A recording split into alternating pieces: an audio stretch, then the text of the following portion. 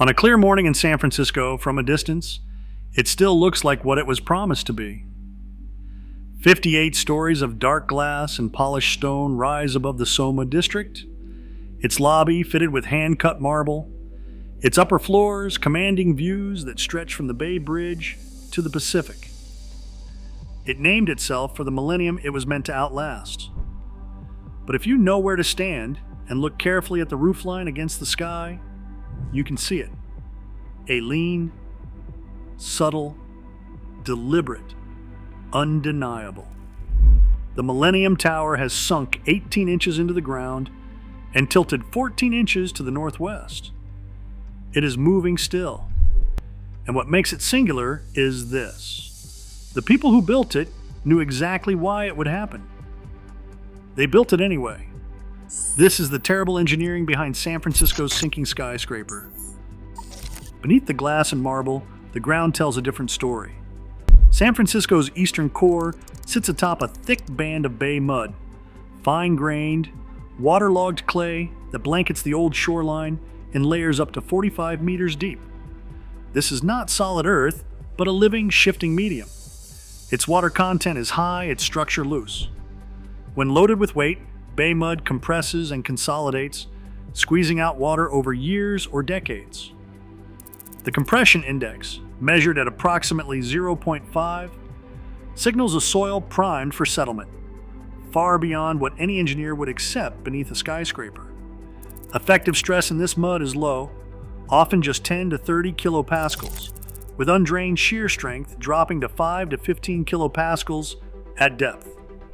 Under pressure, the mud yields and settles, unable to hold its shape against the relentless demands of concrete and steel. This is a foundation that remembers every ton placed above it, and it never stops moving. The warning signs were written into the city's own history. In 1906, when the ground shook, devastation mapped itself along the soft underbelly of San Francisco. Buildings anchored on bedrock stood firm, while those resting on more than 30 meters of bay mud and fill buckled, twisted, and in many cases collapsed outright.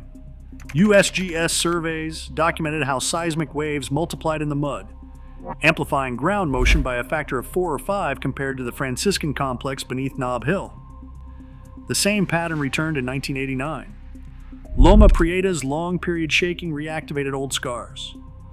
Lateral spreading split streets, and liquefaction ruptured gas lines in Soma and the Marina, where the mud layer ran thickest.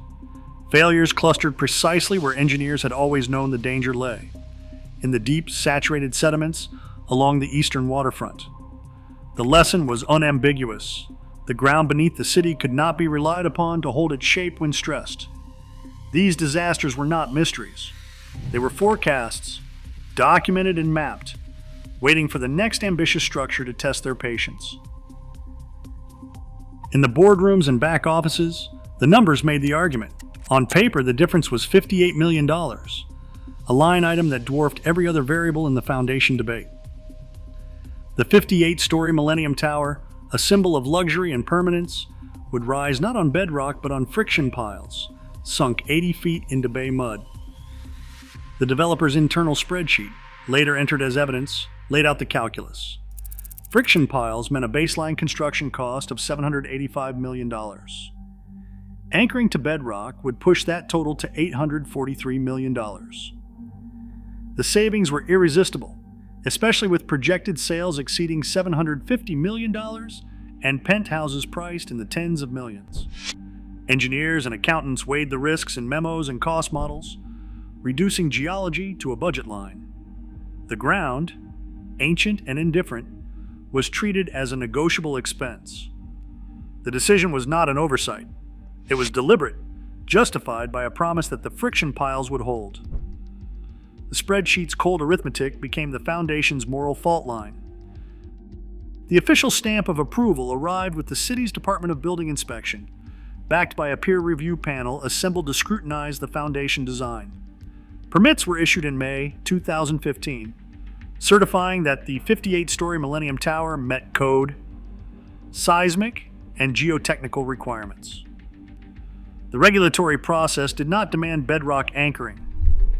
Instead, it accepted the engineer's forecast of 4 inches of total settlement, spread over the building's service life. That number, 4 inches, became the baseline written into structural calculations and city records. The review board, composed of outside engineers, signed off on the friction pile system, concluding that the predicted movement fell within accepted limits for high-rise towers in bay mud. The building opened in 2009, marketed as a permanent addition to the skyline. The permits, the forecasts, and the signatures all converged on a single assumption that the ground would behave as predicted, and that the tower's weight could be negotiated with paperwork and professional consensus. Numbers became the building's harshest critics. Monitoring Report 135, released by the city's inspection division, charted a vertical settlement of more than 16 inches, 4 times the design allowance, while tilt readings at the roof reached 14 inches off plumb.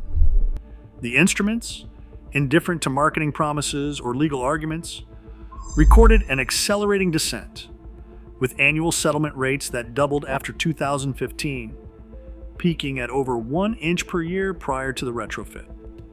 Each graph, each data point, stripped away the last defense of optimism. The engineering forecast had not merely been exceeded, it was obliterated. The evidence was unambiguous. This was not a mystery, not a hidden flaw, but the measured collapse of confidence in the foundation's promise. The retrofit was supposed to be the rescue. 18 new piles, drilled deep to bedrock, promised to halt the descent. But as the work began, the ground responded with its own verdict. An extra 2 to 3 inches of settlement in a matter of weeks, recorded by the city's monitoring reports. Sales listings multiplied as confidence evaporated. Unsold units lingered, prices dropped by up to a quarter, and penthouses once listed at $8 million sat vacant.